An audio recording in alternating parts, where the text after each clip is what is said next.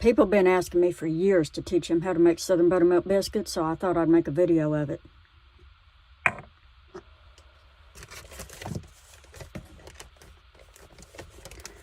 You need 2 1/4 cups of self-rising flour, and make sure your flour is fresh. A lot of the reason biscuits fail is because they're using self-flour. And self-rising flour has baking powder in it, but baking powder will proof at about room temperature.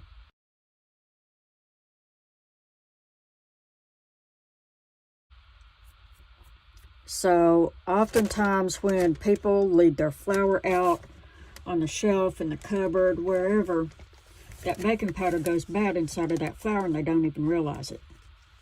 So either start with fresh flour or keep your flour in the freezer. And do the same thing with your baking powder. Don't store it in the cupboard.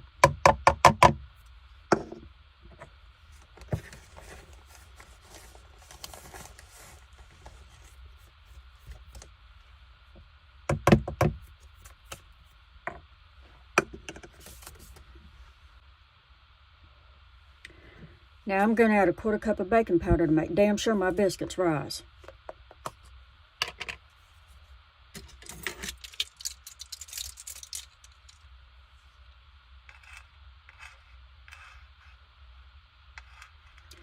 See, this here going to make up for any deficiency in that self-rising flour. In case there's not enough baking powder in it, or in case it proofed or whatever. This is my secret. Now I'm going to use a fork to stir this flour. You make biscuits with a fork, not a spoon. You stir them with a fork, you cut the lard in with a fork, and you separate your biscuits with a fork. Don't ever use a spoon or a knife.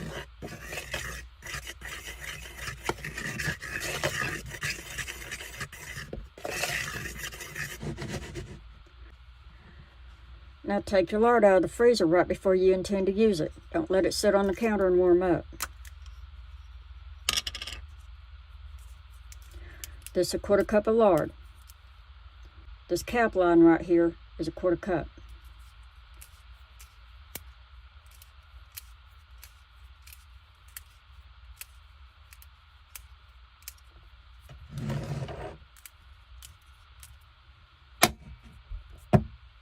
Tap it on the counter and it comes right out.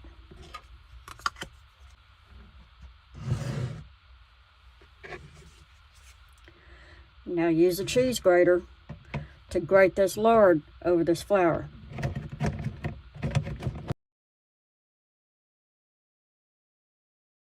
Now y'all see how easy that was? Now back in the old days, they didn't have freezers. They kept their lard and bacon grease and all that in what they called a larder, which is it's like a cellar, but it's half exposed at the soil level and the other half is into the ground. That's what they kept their lard and their butter in. And it was called a larder.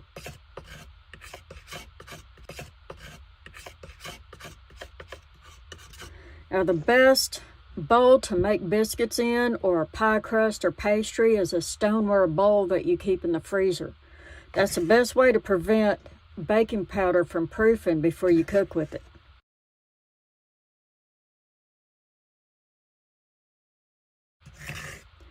Now fold this flour in with the lard.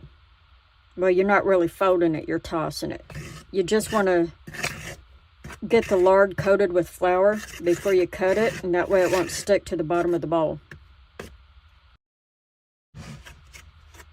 You can make these with butter or bacon grease too. I don't like using bacon grease though because it's too salty, but I'm starting to see uncured bacon in stores now that doesn't have any salt in it. So I would use that as opposed to traditionally cured bacon.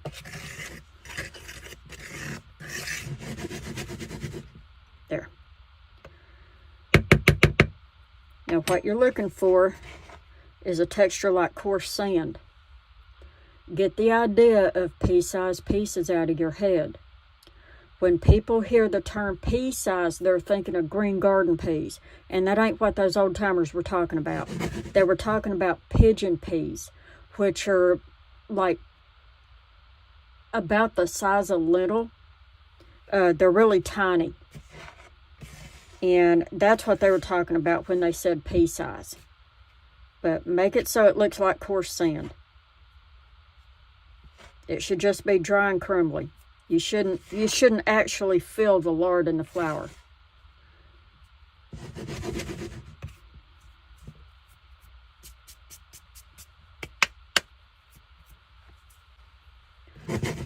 Now make a well in the center of the flour.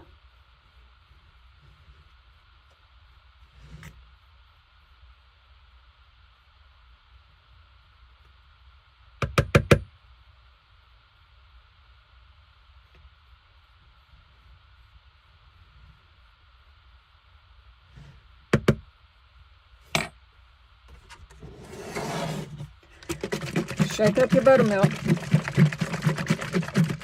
Because this store-bought buttermilk, it has tapioca flour and cornstarch and carrageenan and locust bean gum and a bunch of crap that don't belong in buttermilk, and it makes it too thick. So what I do is I start with a cup of buttermilk.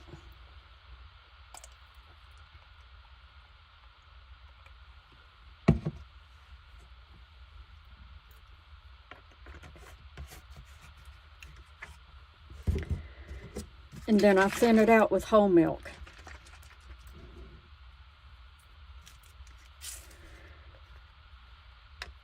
Now the reason we use buttermilk in our biscuits in the South is because of the acid. The lactic acid in cultured buttermilk is what causes this baking powder to produce carbon dioxide. And that makes your biscuits light and fluffy.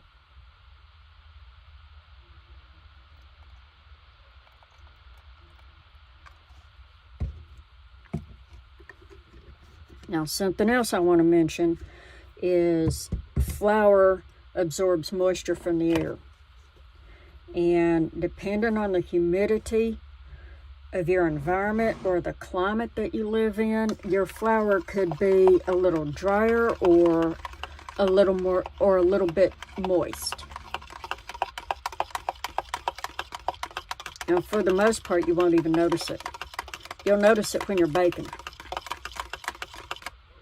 So your moisture content in your biscuits might vary a little bit from season to season or from region to region in the United States. And that's another reason why some people's biscuits fail.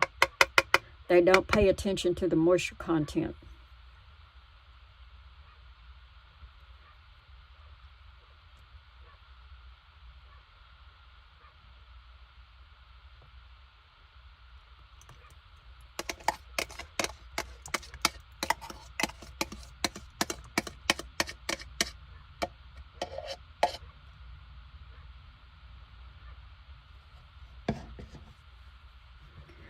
Now stir your biscuits from the center and let that flour fall into place. Trust the process.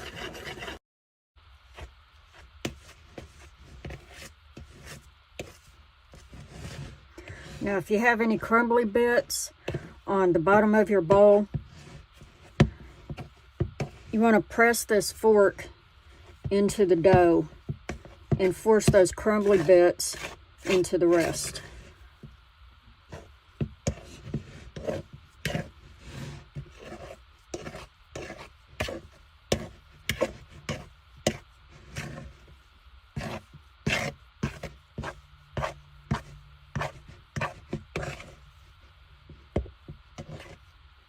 There you go. It's done. And this is what your dough should look like. It's going to be moist. A moist dough equals moist, fluffy, tender biscuits, and that's what you want. Right now's the time when you want to preheat your oven and preheat your cast iron skillet in the oven. You want to make sure your oven and your skillet is the same temperature. I've written this recipe specifically for a number 8 cast iron skillet. If you want to know what size your skillet is, the number's right there on the handle. At least it is on these antique skillets. Now, if you want to make 4 biscuits, use a number 6 skillet. Any less than that, use an aluminum tart pan. These work great for single biscuits. An alternative to a cast iron skillet, if you don't have one, is a quick release cake pan. This is a vintage wherever pan that I've had since the 70s. Actually, it was my mother's pan from the 1970s, and I inherited it. I won't take nothing for it. I love this quick release thing, and it's great for those nasty canned biscuits too. I know, we all eat them. Now you want to melt 2 tablespoons of butter in this skillet, so put your butter in a cold skillet and then stick it in the oven. You want to preheat your oven to 450 degrees. Before you make your biscuits, you want to lay some parchment paper down on your surface so it'll be easier to clean.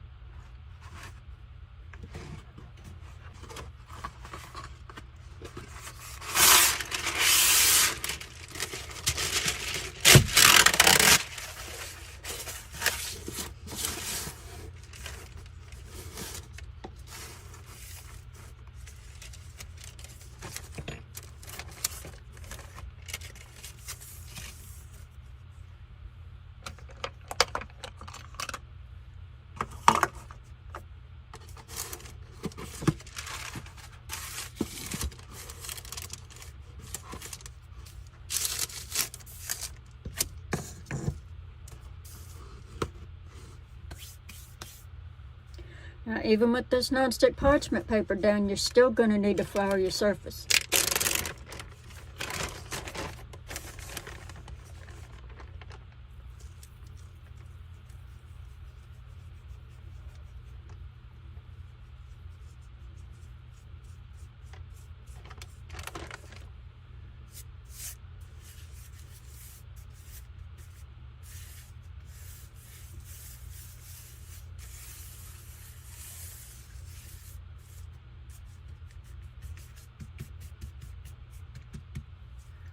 You want it well floured enough that it's not going to stick.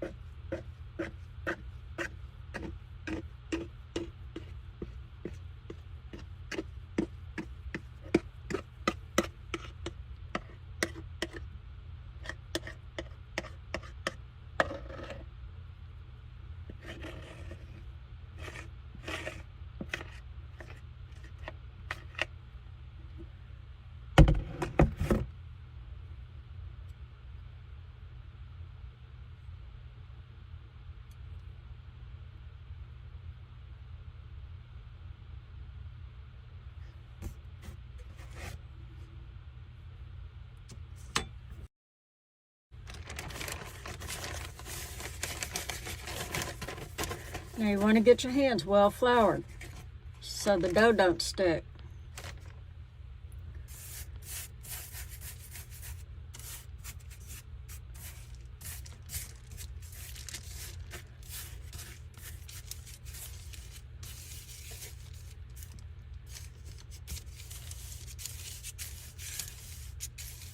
There, you want your dough to turn easily on this floured surface. You don't want it sticking at all.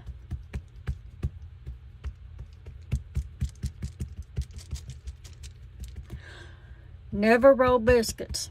You always pat them.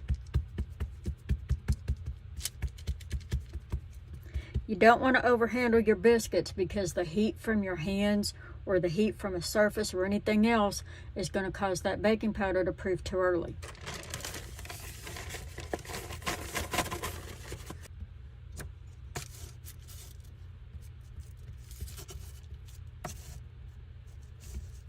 I like to use my cutter as a guide for how thick I want my biscuits.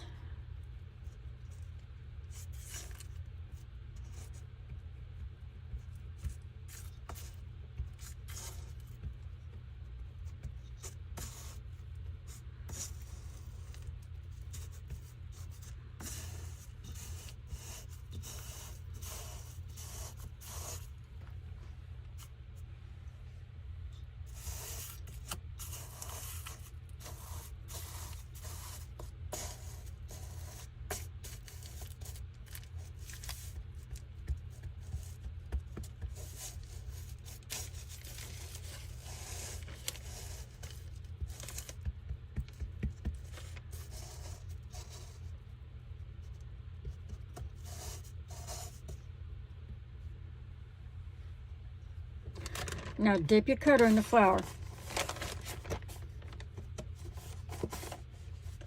I'm using regular AP flour for this.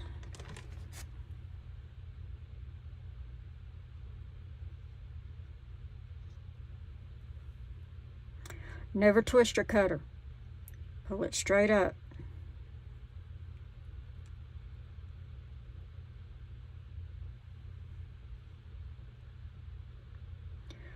The first biscuit is always going to stick. So you dip it back in the flour and cut it again. There, came right back up.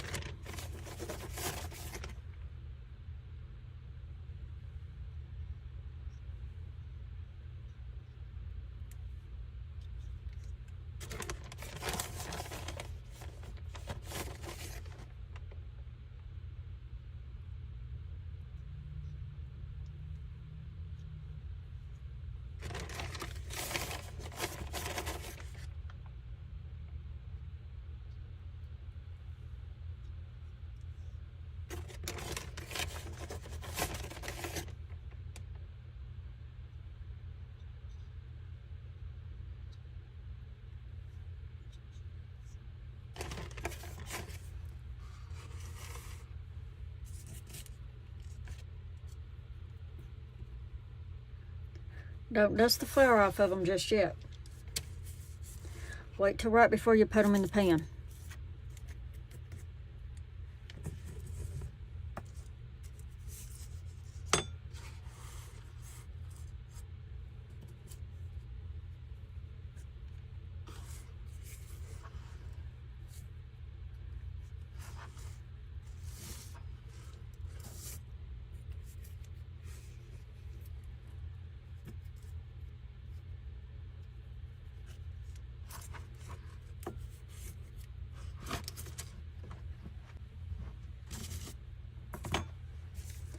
Now I'm going to pinch this dough back together.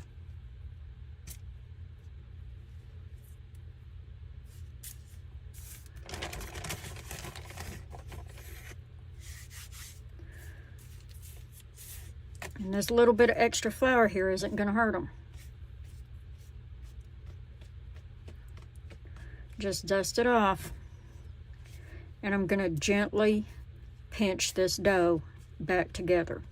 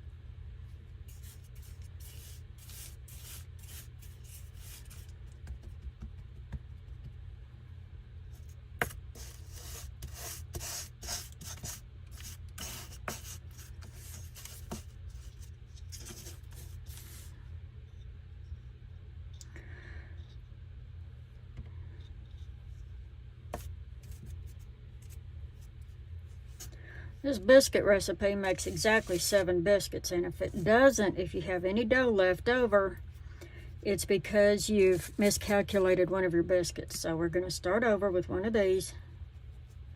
Just push this dough into one of these biscuits.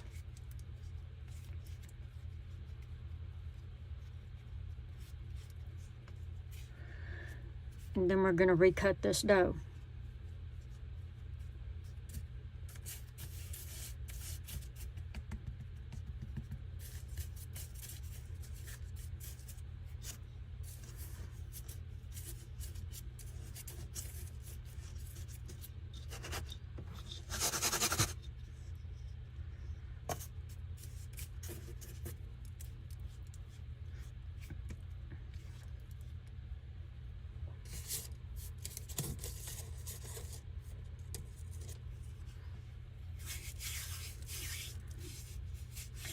It's not uncommon to have different thicknesses when you're patting biscuits out.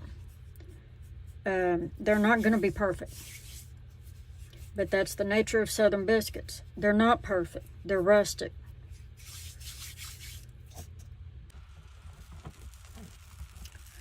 Okay, now, after I get my butter melted, I like to pour it into a tart pan.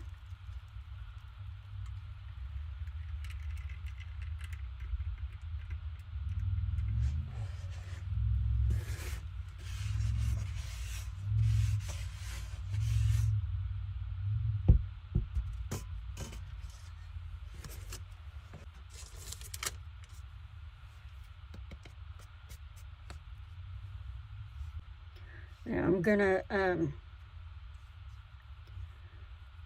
butter these biscuits with this excess butter.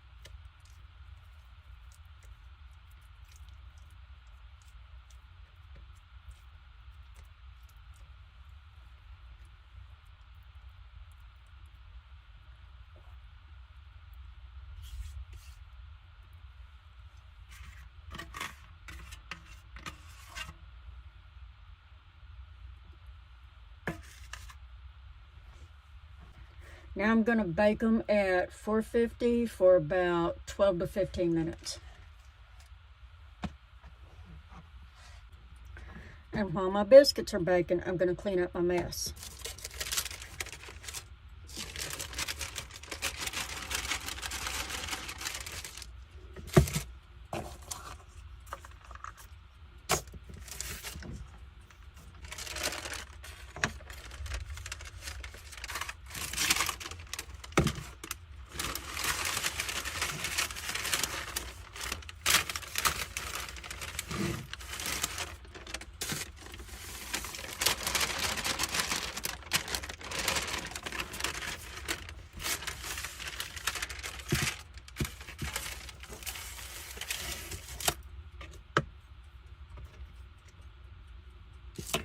Anytime you make anything with flour, you use flour to clean it up.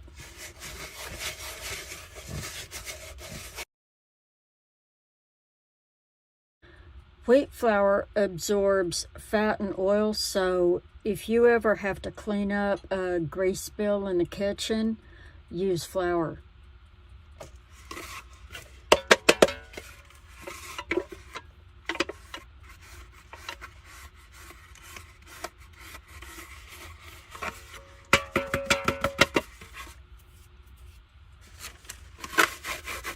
There you go, pretty well clean. All I have to do now is dump this in the trash or toss it out in the yard. Never dump wheat flour or anything glutinous down the sink drain or flush it down the toilet, because gluten is a type of glue and it will clog up your lines. Biscuits are done, y'all. This part is optional, but a lot of people like to butter the tops of their biscuits. They're usually brush melted butter over the top of them, but I like to do this. Now I'm going to show y'all what they look like.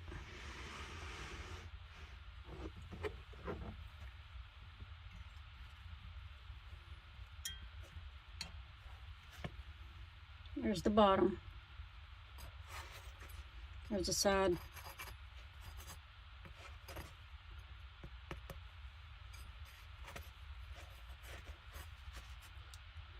You always separate them with a fork.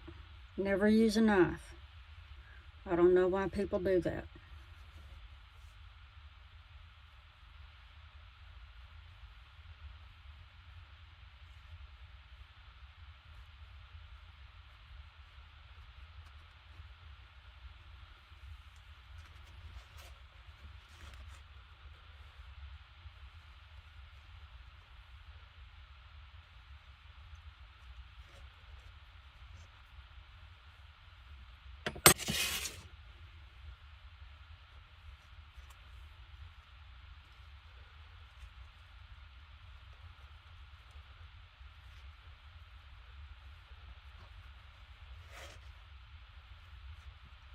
Don't want to separate. But there it is. Tender, flaky, moist, proper Southern buttermilk biscuit.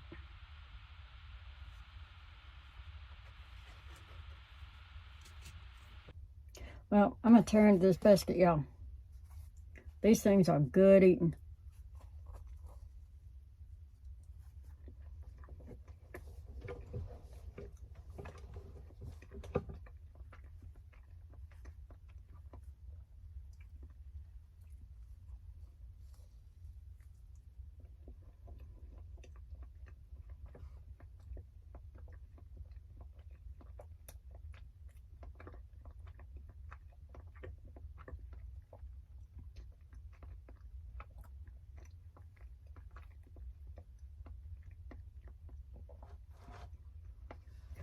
So there's a reason why Southerners will fight over these things. We love them.